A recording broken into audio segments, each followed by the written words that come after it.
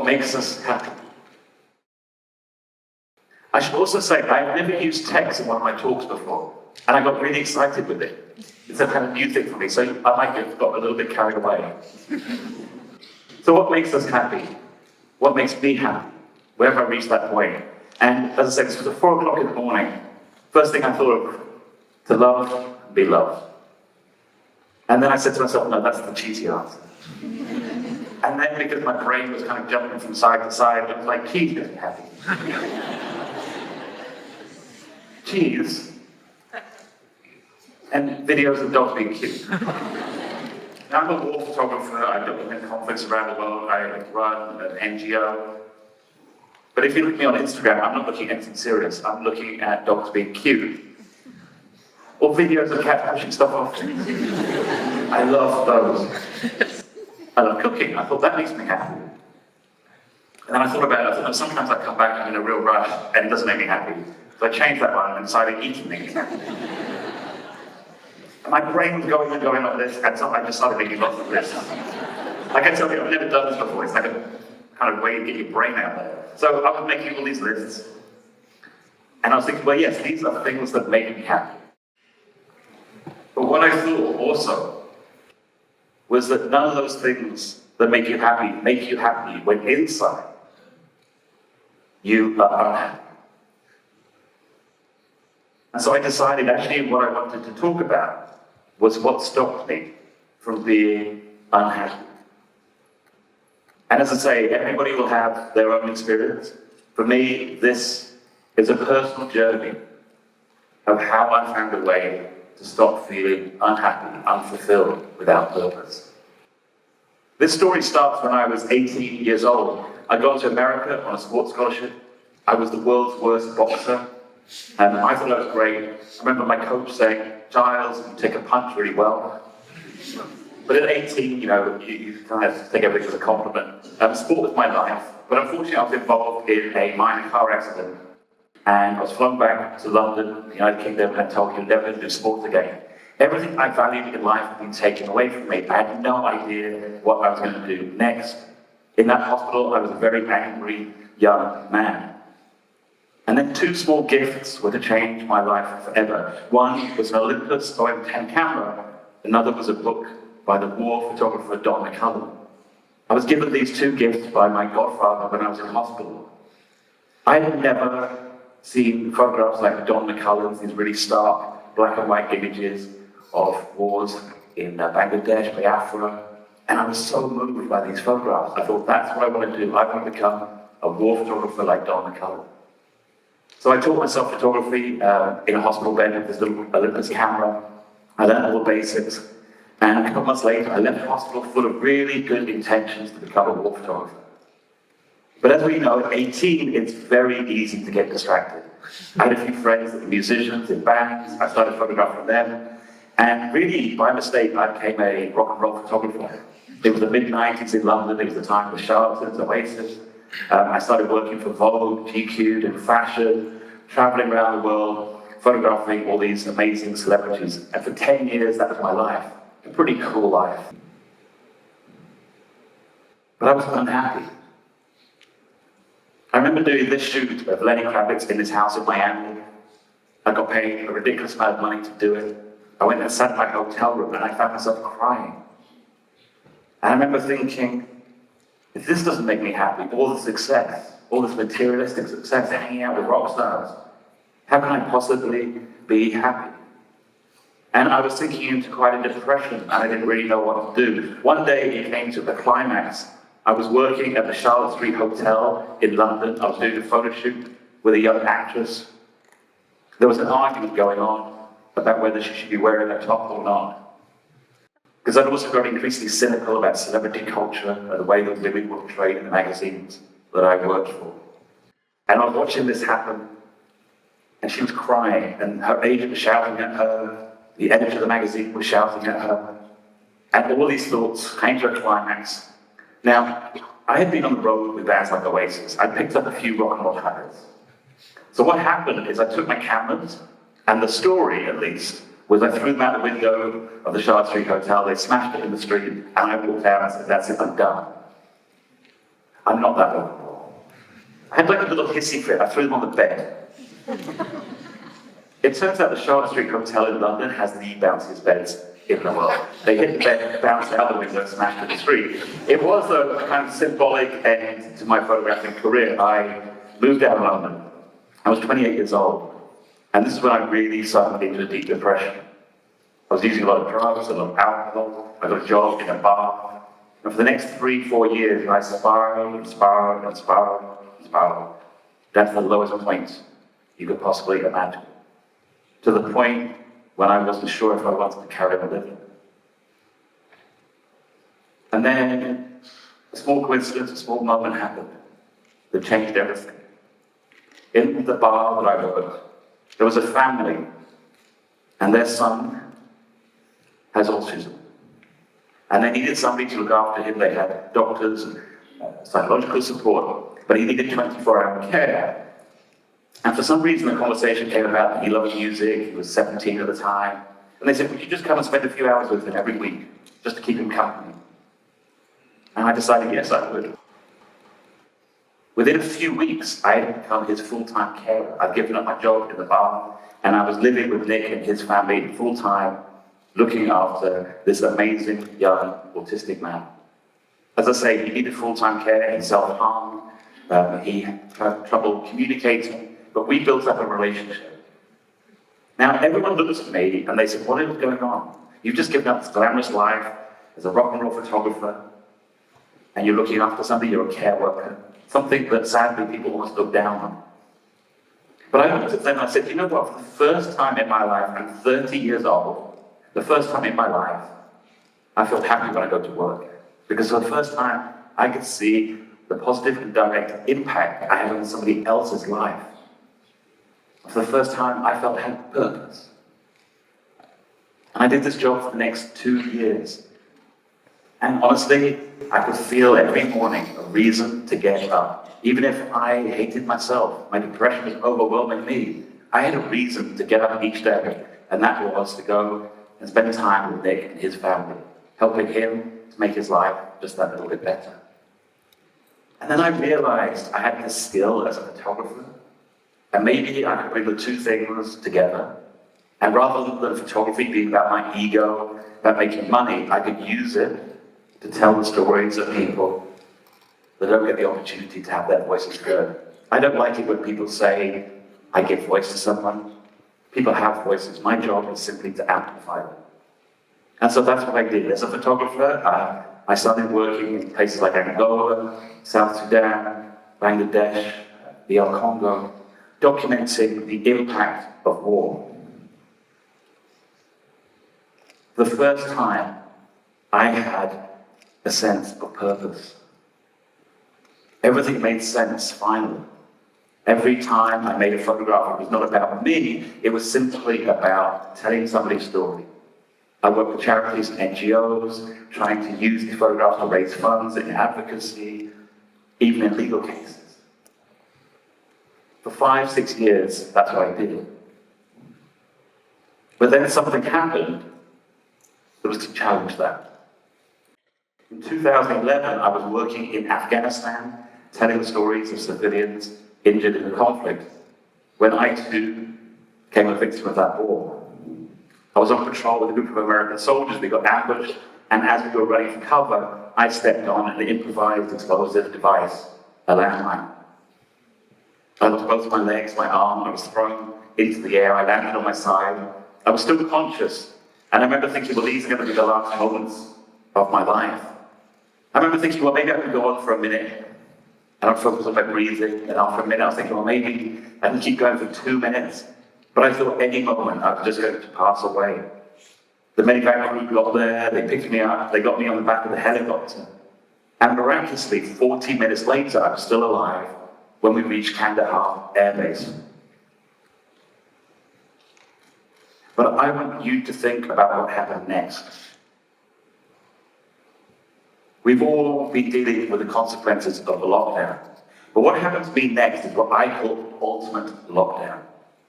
Imagine this for a moment. 3 days after my injury, I regained my consciousness. I'd been put in an induced coma. I was in a hospital in Birmingham, the United Kingdom, although I had no idea where I was. Now imagine you wake up in that circumstance, you're in an intensive care unit, lights are on, there's bleeps, people rushing around, you don't know what's going on, you don't even know what country you're in. I wanted to scream. But I realized there was a tube into my neck, tubes in my mouth, into my nose. I couldn't speak. I tried to move my hand, but because it was broken, it was in a plaster cast and strapped to the bed beside me. I tried to sit up and realized that I couldn't even move. Even my head was strapped to the bed. I soon realized that the only function I had was blinking. In fact, it was a day before anyone even realized I'd regained my consciousness. Now imagine that for the next 46 days, the only way I could communicate with the world was by blinking. And those were 46 days, which I thought would be my last. In fact, on 2 occasions, my family was called in to say goodbye. All I could do was blink back at them. At first, I felt like I'd been thrown in the freezing cold water, like in an ocean. I was in a panic, I didn't know what to do. But I realized quite quickly I was going to have to create a world in my mind. I was going to have to create a universe that I could work in. And so I started to visualize and imagine projects. I created a world in my own mind. My favorite was called 100 Portraits Before I Die. I imagined 100 people I wished I'd done portraits of in my career. I would imagine meeting them, what camera I'd use, whether I'd use daylight in the studio. I think, what would I say to them? Would we have a coffee or drink? And at the end, I would visualize that photograph so clearly that I would critique it. And I would say to myself, actually, next time, why don't we do it this way? You know what's incredible about the human mind?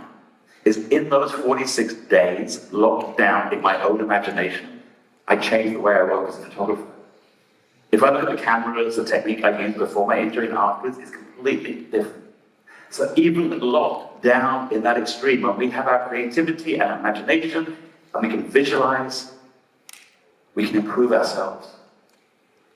And the other thing I was doing without realizing it was creating a belief that things would get better. Because in my head, despite everything going on around me, all the chaos, I knew at some point I would be making those photographs again as I visualized.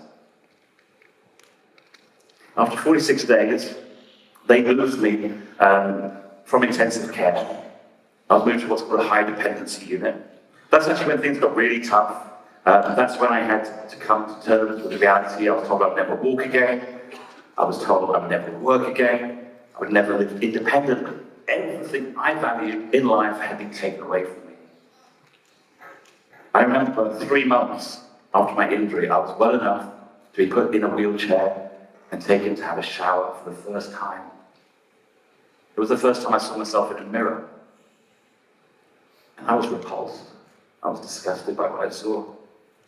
My missing limbs, my arms, scars across my body. I didn't recognize myself. I felt physically sick when they put me back to bed. I cried myself to sleep, and I remember thinking, I wish I'd just died on that helicopter in Afghanistan. Because I'm not brave enough or strong enough to deal with this new reality. I do not want to live as a man with a disability. I do not want to be seen this way. But I am notoriously stubborn, and something that night kicked in my mind. I don't know what happened, but I woke up the next day with a mantra, a very clear idea in my head. I said, from this moment on, I will never think about things I can't do, but I will focus on what I can, and I will excel at that. And if I have one life lesson, that is it. If I was to ask most people in the room, what is the thing bothering you the most? You will probably tell me something you have no control over. It might be COVID, the war in Ukraine. It might be the person you work with you can't stand. Whatever it is, it's something actually just blocking your vision. Of course, those things have to go to the side. We have to be aware of them. But we have to have a clear path. We have to think about the things that we can control in our life each day.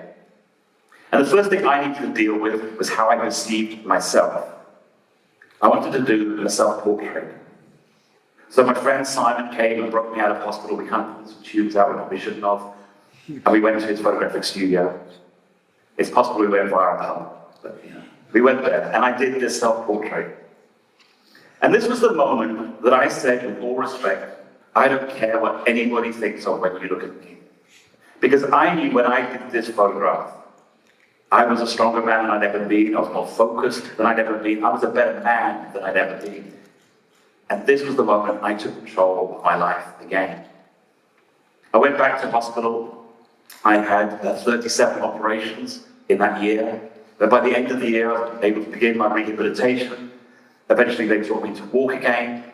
They taught me to make strange, grimacing faces. And 18 months of the day, I was back in Afghanistan doing the work that I love. And I still am. That was 10 years ago. I'm traveling the world, carrying on doing the work that means the most to me, telling the stories of people impacted by war and conflict. Most recently, my time has been mainly spent in Ukraine, again, telling the stories of everyday people, their lives completely changed by war. Resilience. It's a word that's often used. What does it really mean? It's a word that's often misused, I think. At the beginning of COVID, a lot of people said to me, can you tell us how to be more resilient? You're the most resilient person we know. And I would turn to them and say, actually, I don't think you can make yourself more resilient. Resilience is life's gift for suffering. You cannot teach yourself to be more resilient. When you go through those really dark, difficult times, at the end of it, it's like an athlete in training. The result comes at the end. And with that resilience, you find you can cope with things in a different way. And you enjoy life more than anyone else. Now, I know what you're thinking. You're thinking, Giles' experience was kind of extreme. How do I become resilient? Well, what I would say is, it's okay, you don't have to be blown up to be happy. Everybody, every experience you have through your life builds your resilience. A breakup in a relationship, when you lose a job, even positive things stretch the elasticity of your mind and build that resilience. Because actually, it's about change. Change is how we grow, change is how we build that resilience. But ironically, as humans, we like to avoid change. So if you look back on your life, maybe this evening, go home, and make a list of some of the times when you feel you grew as an individual, where you grew into the person you are. And alongside it, some of those moments of big change. Some will be positive, like when you left school, when you moved to your own home for the first time. Some will be difficult, end of a relationship. But you will find they tend to join together. So what I say is, of course, you don't want to do these significant changes, these dramatic changes, but every day we can create little micro changes in our life that push us. I have a habit where every 10 years I change all the cameras that I use. It means that I first freak out if I don't know how to do this, I'm not sure what I'm doing. But that micro change pushes my resilience and actually makes me a better photographer. So what I would say is go home and think, what micro changes can I do in my life that would just push me, and through that build my resilience. And also think to yourself, because all of us have built resilience in the last 3 years because of COVID. Sometimes we don't even realize how we have grown more resilient. So look back, question yourself, and say, you know what? I am more resilient. I am growing. It's like a secret skill none of us know we have. So there is no single equation for happiness. But for me, it was a sense of purpose. It was that resilience. It was the visualization and belief that enabled me to have a love of myself, a love of what I do. That gave me as well a freedom to truly love others and to truly love life. And that is how I learned to stop being unhappy. I think of myself as the luckiest man in the world. I've had a difficult journey to this point. But every day I celebrate life, I get to share it with amazing people, I do the work that I'm passionate about, and in some small way, I hope that creates change. And so, if you want ideas to live by, try and think about what will give your life a purpose. Understand your own resilience and how you can build it through change. Learn that you are more incredible than you ever realized you are. And whatever you do it with love every day. Thank you.